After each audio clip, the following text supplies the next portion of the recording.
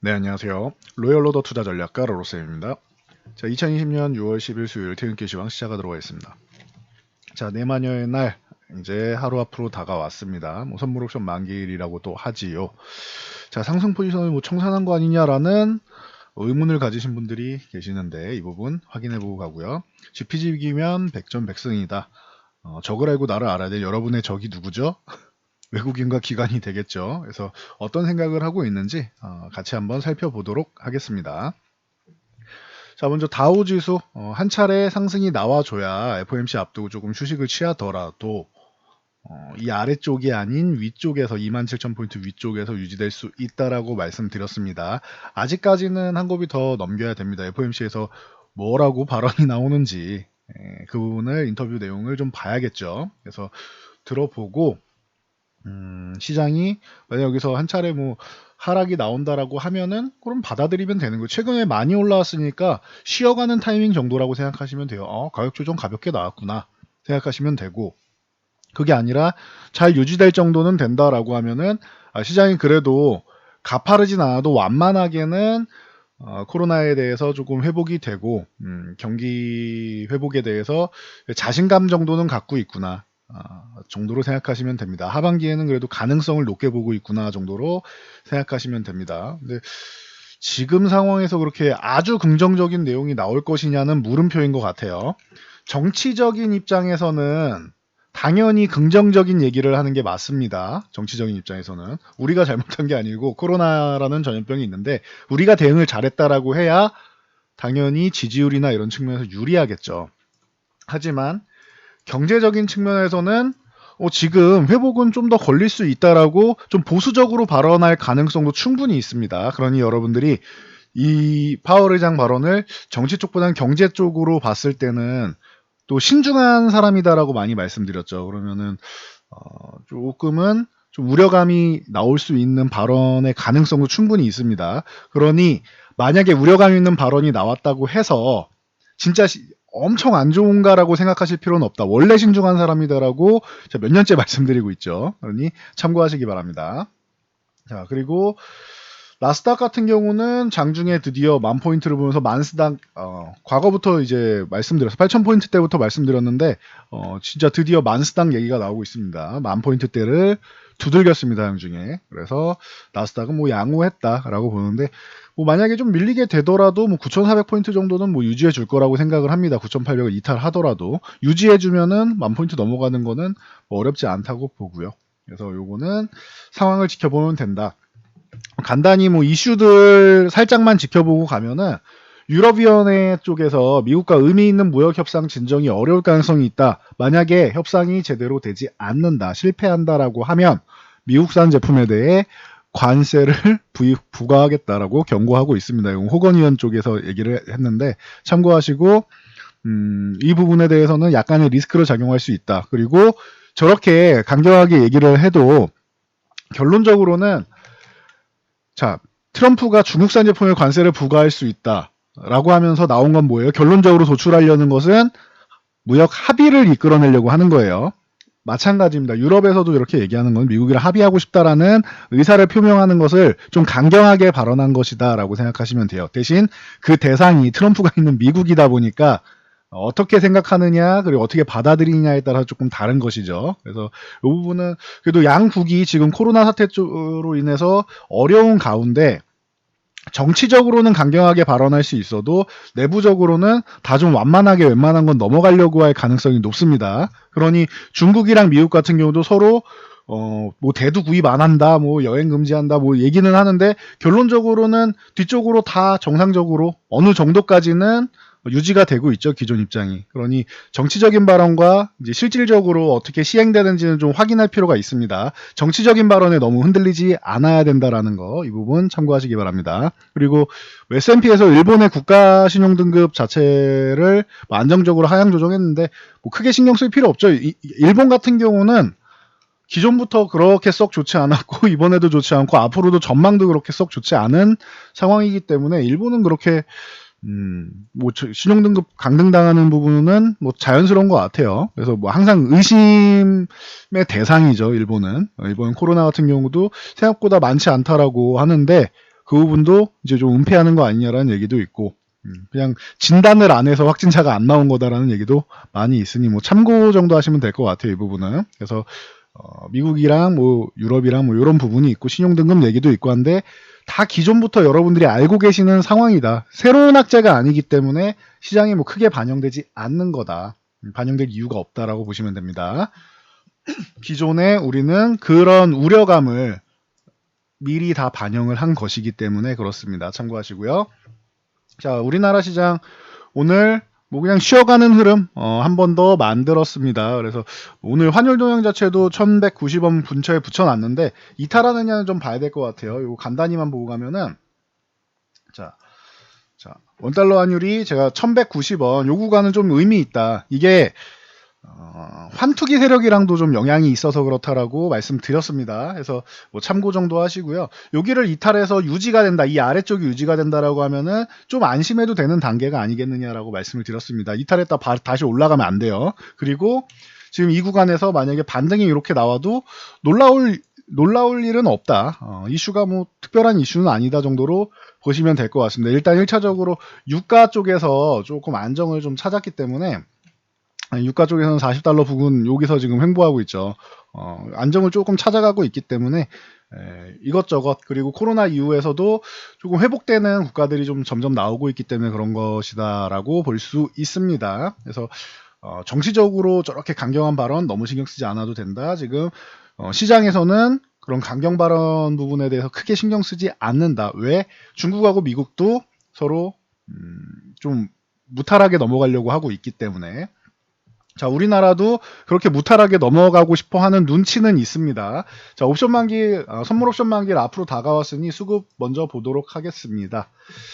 외국인이 이제 코스피 주식을 크게 매도를 잘 안 한다라고 말씀을 드렸죠. 이 부분이 좀 바뀐 상황이다라고 말씀드렸습니다. 그리고 기관에서는 뭐 이틀 동안 뭐 매도를 조금 하다가 다시 뭐 매수가 들어왔는데 금융투자는 선물하고 좀 연관이 있기 때문에 선물 매도가 나오면은 자연스럽게 주식은 매수 쪽으로 돌아선다. 이렇게 말씀을 드렸죠. 그래서 단기적인 자금일 수 있고 프로그램 영향 가능성도 충분히 있기 때문에 그래서 이 부분은 참고하시기 바랍니다. 그래서 기관은 뭐 크게 너무 신경 쓰지 않으셔도 된다. 기관의 매수 같은 경우. 그래서 코스피는 그냥 관망 정도로 보시면 됩니다. 수급 쪽으로 보면.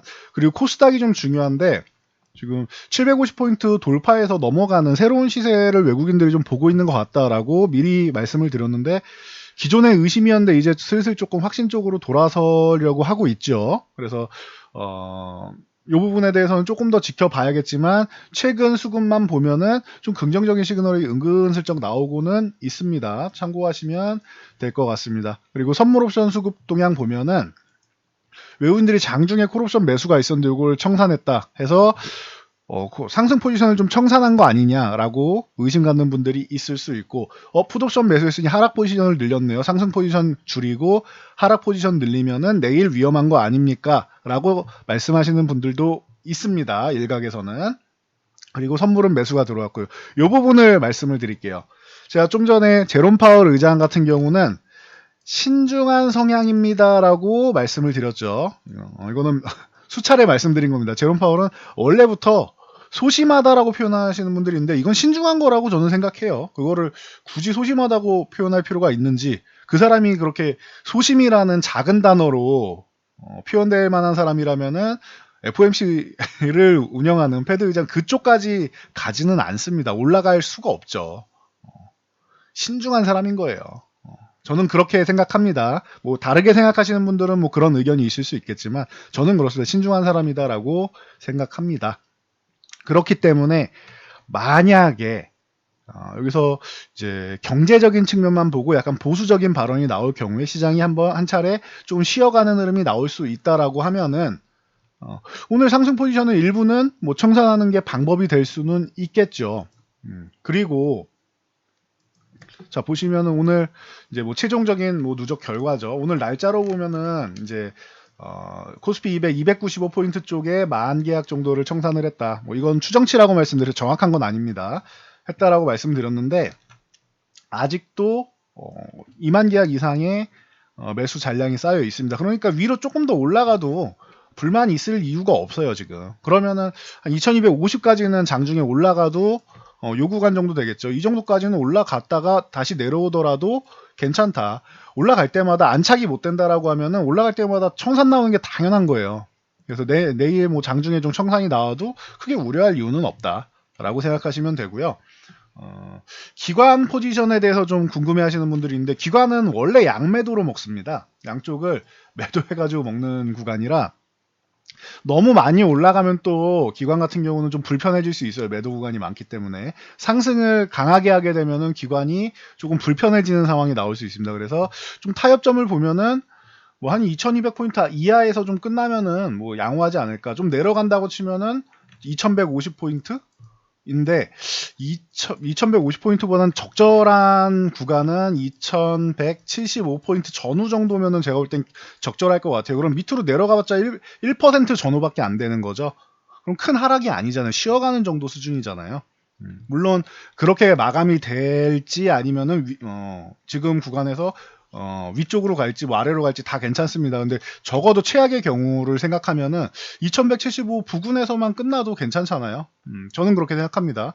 정말 최악이어도 2130만 유지해줘도 괜찮고, 근데 그 정도를 2130을 이탈할 정도로 뭐 시장에 충격을 줄 발언을 하지는 않을 거라고 생각합니다. 보수적이어도.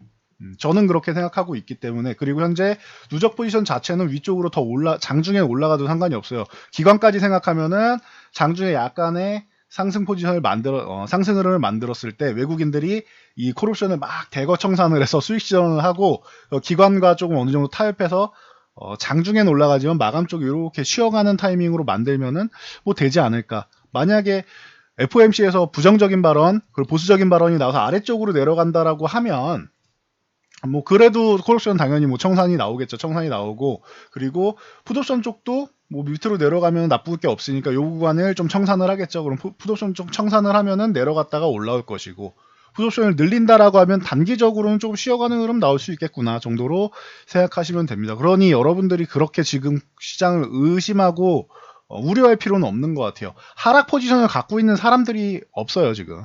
요 아래쪽을 보면서 말씀하시는 분들은 위에 쪽에 외국인이 가지고 있는 포지션을 같이 보시면 될 것 같아요. 아래쪽 하락 포지션을 강하게 많이 내려가야 되는데 상승 포지션 조금씩만 올라가도 크게 수익이 나는 구간입니다. 그러니 굳이 외국인들이 억지로 아래로 내릴 필요는 없어요. 뭐 계기가 나왔으면 몰라도.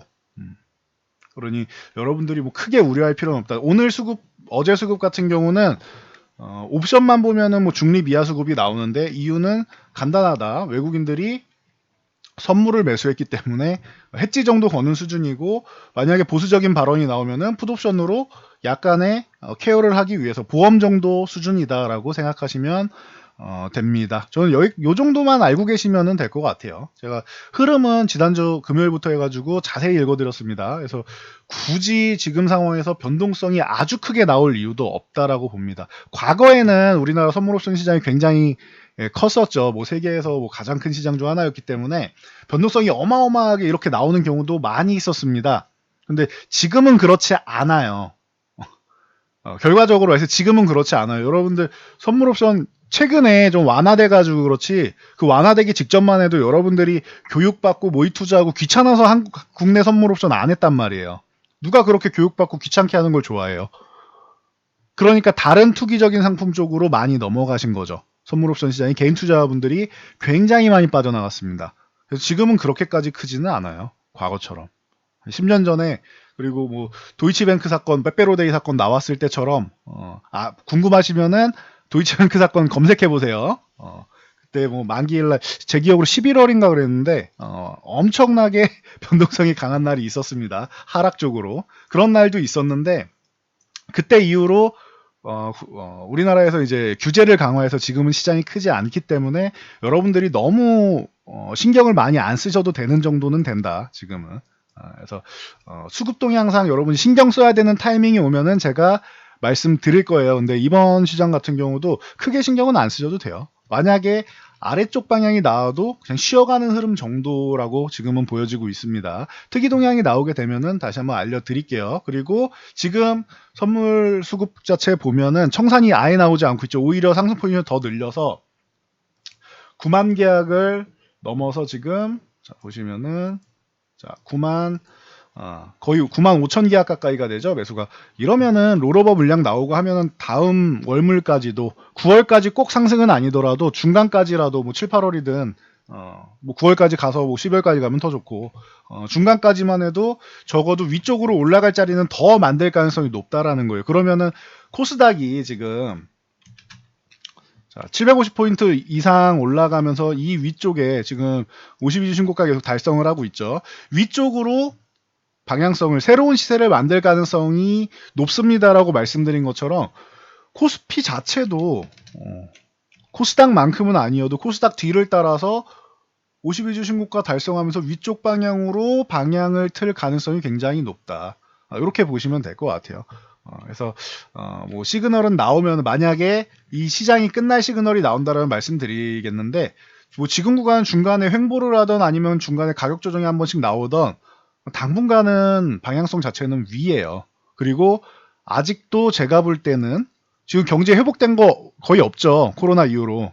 코로나 때문에 피해만 보고 있지 회복되지 않고 있죠. 여러분도 느껴지실 거예요. 그러면은 회복되는 것까지 확인되면은 그 이후에 뭔가 리스크가 발생할 수 있습니다. 제가 지난번에 이 금리 코로나 터지고 금리 인하 나올 때 제일 먼저 말씀드렸던 게, 그러면은 나중에 자금을 회수할 때 그때부터 여러분들이 잘 회수가 되는지를 확인하시고, 그때 시장이 꺾이는 부분, 시장이 이제 상승이 이제 끝나는 부분을 생각하시면 된다라고 말씀을 드렸죠. 자금 회수하는 부분 얘기가 나오면은 금리 인상이나 뭐 자금 회수 쪽 얘기가 나오면 그때부터 생각하시면 돼요. 한참 남았어요, 제가 볼 때는. 그럼 여러분들이 지금 여기가 뭐 끝인가요, 꼭대기인가요, 그런 거 생각하실 필요가 없다라는 겁니다. 제 생각은 그렇습니다. 뭐 제가 뭐 항상 맞는 건 아니겠지만 제 생각은 그렇습니다. 그리고 과거 시장 데이터로 봤을 때도 그렇게 얘기가 나오면은 이제 자금 회수 얘기가 나오면은, 금리 인상 얘기가 나오면 그때부터가 여러분들이 조금 신경을 써야 되는 뭐 그런 생각 하시면 될 것 같습니다. 그래서 뭐 테이퍼링 얘기가 나온다거나 하면 그때나 좀 생각하자라고 보시면 돼요. 그래서 참고하시고요. 그래서 이 삼성전자 같은 경우는 뭐 말씀드렸듯이 56,000원 요 구간 저항이다라고 말씀드렸습니다. 여기를 넘어가야지 뭐 62,000원 가는 거고, 아니면은 56,000원 구간에서 뭐 정리했다 다른 종목으로 교체했다가 가는 것도 방법일 수 있다라고 말씀드렸습니다. 삼성전자보다는 하이닉스보다는 소부장이 저는 더 선호를 한다, 그렇게 선호를 한다라고 말씀드렸습니다. 그래서 삼성전자는 제 기준에선 단기 저항 앞에 있다. 그러면 단기 저항 앞에서는 매도 구간이겠죠. 지지선 앞에 오면은 매수 구간이 되고, 자, 하이닉스 같은 경우는 10만원 정도까지는 여기서는 이제 자율등락 구간이다라고 말씀드렸어요. 아래쪽도 열려있고 위쪽도 열려있다. 근데 뭐 내려가면은 뭐 83,000원 부근 가면 다시 사면 되는 거고, 위쪽으로 올라가면 10만원 부근에서 좀 줄이면서 보면 되는 거고, 이렇게 그냥 편안하게 보시면 될 것 같아요. 그래서 여러분들이 시총상위주, 반도체주 지금 최근에 개인 투자자분들이 많이 매수하고 외국인들이 매도를 하면서 좀 쉬어갔었는데, 외국인들 매도도 좀 줄어들고 하면서 최근에는 조금은 살아난 모습입니다. 아마 기대하신 만큼 안 될 수도 있지만, 그래도 적어도 개인 투자자분들이 이번 동학 개미 운동이라고 얘기 나왔던 부분에서 이런 종목들을 들고 있으면은 과도하게 뭐 높은 수익률을 원하시는 분이 아니라면 승자가 되는 건 어렵지 않다. 여유 자금이면은 충분하다라고 계속 말씀을 드리고 칼럼도 작성을 해드렸는데 참고하시면 될 것 같아요. 개인 투자분들 충분히 승리하실 수 있으니까 이렇게 상식적인 종목들을 매매하시면 좋을 것 같아요. 괜히 위험한 종목 잘못 들어가서 물려서 왜 나만 물려 있는 거냐 라고 하지 마시고, 그거는 종목이 잘못된 거니까 시장을 얘기할 필요가 없고 주식을 얘기할 필요가 없어요. 주식시장이 나빠서 왜 나만 물려있지? 그건 내가 종목을 잘못 선택한 거예요. 지금 시장에서 물려있는 거는 굉장히 특이한 케이스입니다. 종목 한두 개는 가능하죠. 내가 뭐 5종목에서 뭐 6종목 들고 있는데 한두 개 정도 뭐 단기적으로 이렇게 쉬어가는 타임이라 조금 이렇게 내려와 있다? 이거 말고요. 코로나 이후에 내가 매수를 했는데 내 종목만 더 어렵게 안 간다? 그러면은 문제가 있을 수 있죠. 적어도 최소한 절반 정도는 올라왔어야죠. 기존에 내가 매수한 가격보다는 좀 더 나은 케이스가 나왔어요. 최소 절반 정도는. 그러면은 포트폴리오는 괜찮은 건데, 뭐 한두 종목 이렇게 내려와 있다? 그런 거는 자연스럽게 있을 수 있는 상황입니다. 뭐 신도 아니고 100%가 없잖아요. 그러니 그런 걸로 자책하지 마세요. 중요한 거는 종목 하나가 내려와 있다, 종목 하나가 올라와 있다. 물론 개별 종목도 중요하죠. 제일 중요한 건 뭐예요? 여러분들 계좌가 점진적으로 이렇게 우상향되면서 플러스 되고 있느냐가 중요한 거예요. 내 계좌를 보세요. 계좌를. 종목 하나하나에 여러분들이 너무 신경 쓰고 시달리게 되면은 주식할 때 힘들어서 못합니다. 내 계좌가 우상향하고 있다 그러면은 잘하고 있는 것. 계좌가 올라가지 못한다. 올라가다 쉬는 건 괜찮아요. 올라가다 쉬었다 이건 당연한 건데 올라가지 못하고 계속 행보만 한다. 이거는 문제가 있는 거라는 거예요. 문제가 있으신 분들은 포트폴리오를 화끈하게 교체하실 필요가 있어요. 종목 자체에 문제가 있을 가능성이 높기 때문입니다. 포트폴리오 구성이 잘못됐을 가능성이 있다는 거예요. 참고하시고요. 그래서 뭐 이 정도 보시면은 될 것 같아요. 그리고 최근에 계속 제가 바이오시밀러 쪽은 2020년에 좋을 거다, 반도체는 좋을 거다라고 말씀드렸는데 반도체는 코로나 때문에 잠깐 제조업 쪽은 당연히 쉬어가는 흐름인 거고 다시 올라오고 있죠. 바이오시밀러 쪽 같은 경우는 삼성바이오랑 셀트리온인데 개인적으로 셀트리온을 더 좋아하지만 삼성바이오로직스 같은 경우는 이제 사법 리스크가 해결되면서 빠져나갔던 수급이 좀 들어와서 수급적으로는 단기적으로는 좋을 수 있다라고 했는데 그래서 30만 원대 요 구간에서 첫 번째 양봉 나올 때부터 말씀드렸죠. 요 구간에서 매수 타임입니다라고 알려드렸고 이 구간까지 올라왔을 때 40만 원 위쪽이 아니고 38만 원 부근에서 매수하시면 됩니다라고 말씀드렸습니다. 그래서 충분히 좋았고 이번에 코로나 때문에 조정받았을 때도 요 38만 원 이하에서 매수했으면 아주 좋은 타이밍이 됐었죠. 그리고 나서 50만 원 건드린 다음에 이 구간에서는 44만 원 윗구간에서는 보유하신 분들이 청산하는 구간이지 매수 들어갈 구간 아니라고 했죠. 그리고 나서 지금 추가적으로 한 차례 조정받은 다음에 상승이 나왔는데 바이오시밀러는 좋아요. 작년 이제 그 하반기부터 해가지고 자회사인 삼성바이오 에피스 쪽이 이제 흑자 전환으로 돌아서고 삼성바이오로직스도 세계 최대의 뭐 CM 업체답게 긍정적인 시그널이 계속 나오고는 있습니다. 그리고 저는 개인적으로는 셀트리온 그룹주를 더 좋아한다. 2020년이 제2의 도약기가 될 가능성이 있다라고 말씀드렸는데 작년에는 요 20만원에서 22만 5천원 사이만 해도 괜찮은 거고 25만원까지 돌파해 줘야 되는데 이 구간을 돌파하기 어려운 시점이다라고 말씀드렸어요. 작년에는 쉴 거다라고 2018년 하반기부터 말씀을 드렸죠. 바이오시밀러는 견제를 받는다. 글로벌 제약사들이 약가 인하를 하고 자체적으로 바이오시밀러를 개발하고 하면서 바이오시밀러 분야에 잠깐 휴식기를 가져다 줄 것이다라고 말씀드렸습니다. 그리고 나서 2020년에는 셀트리온 쪽에서는 이제 유럽의 램시마이스시, 미국의 트룩시마우즈마, 그 중에 특히 트룩시마가 시장 선점 효과를 통해서 미국과 유럽에 대한 모멘텀이 좀 살아날 수 있다. 그리고 연말에는 10월부터 유나이티드 헬스케어의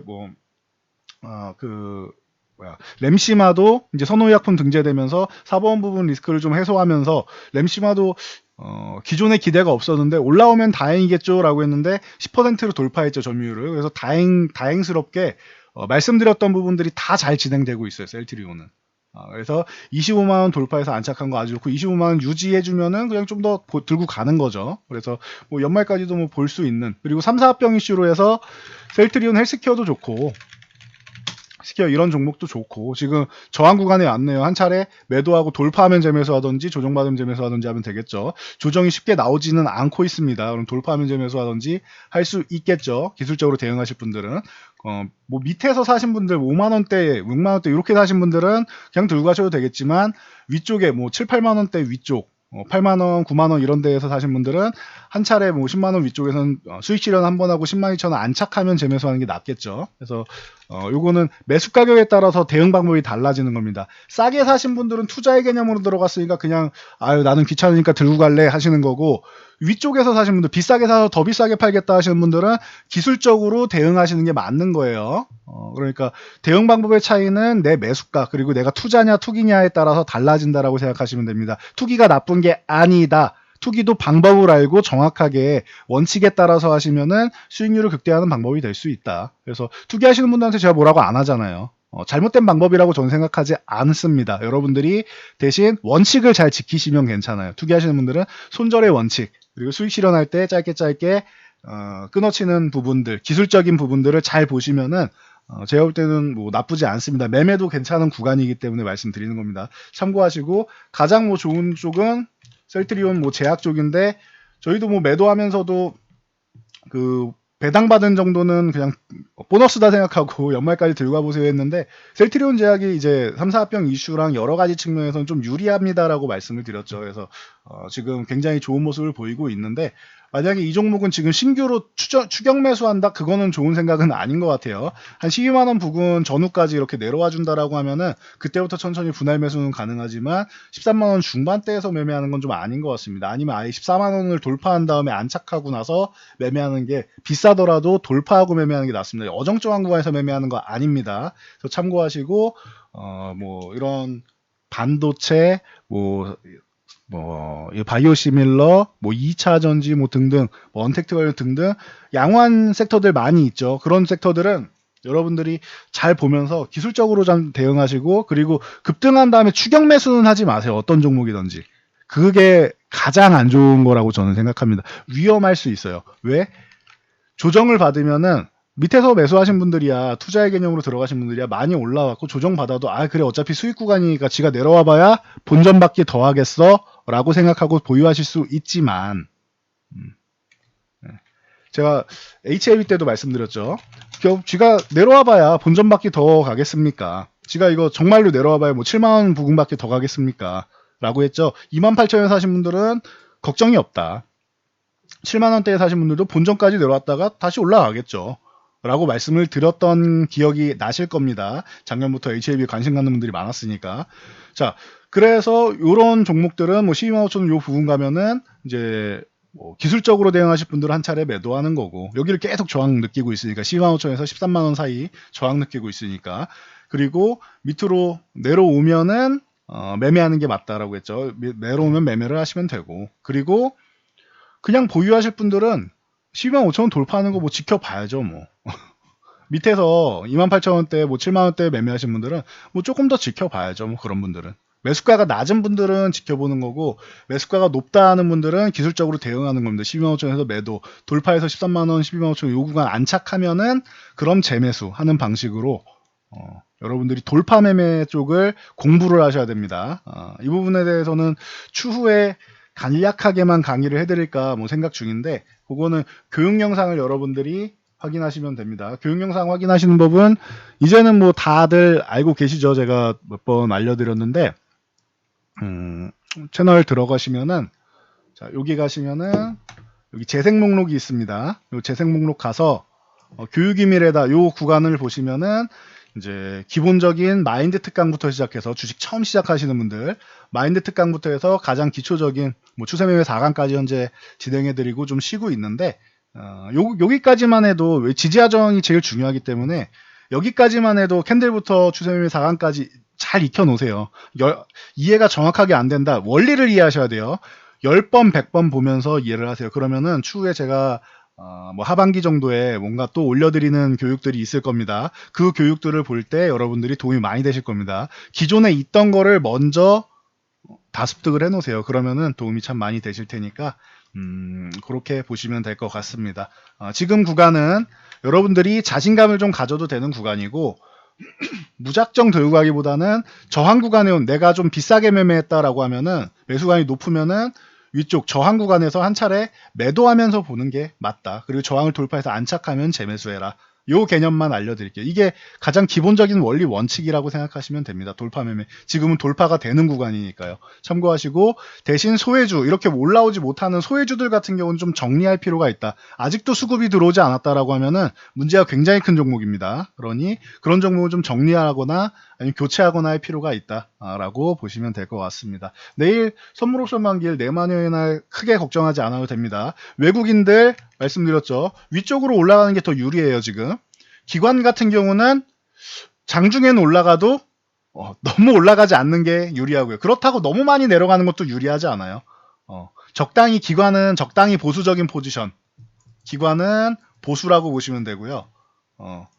외국인 같은 경우는 위쪽이 좀 더 유리하다. 그리고 아래쪽은 좀 강한 하락이 나와야 되는데, 이거는 혹시나 모를 리스크에 대비해서 만들어 놓은 수급이지 이게 우선적인 수급이 아니라는 거예요.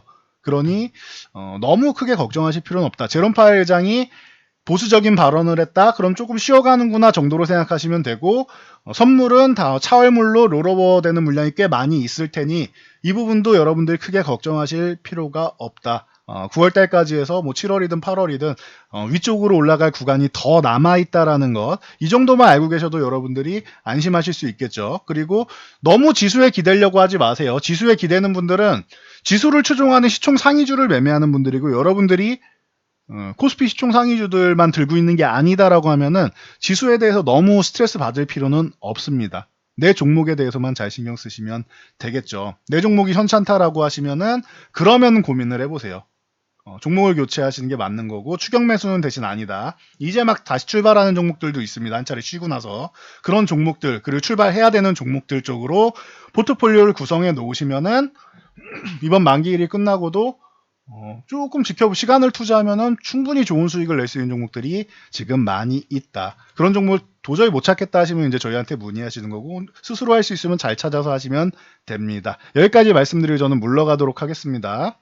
오늘 중요한 포인트를 계속 좀 강조해서 많이 말씀드렸는데, 제가 반복해서 말씀드리고 강조해서 말씀드린 부분을 잘 이해하시면은 이번 시장 어렵지 않게, 또 이건 선물 옵션 만기에 어렵지 않게 잘 넘어가실 거라고 생각합니다. 저는 여기까지 하고 물러가도록 하겠습니다. 영상이 도움되셨다면 좋아요와 댓글 하나씩 남겨주시고요. 영상 잘 참고해서 모두 안전투자, 성공투자 하시기 바랍니다.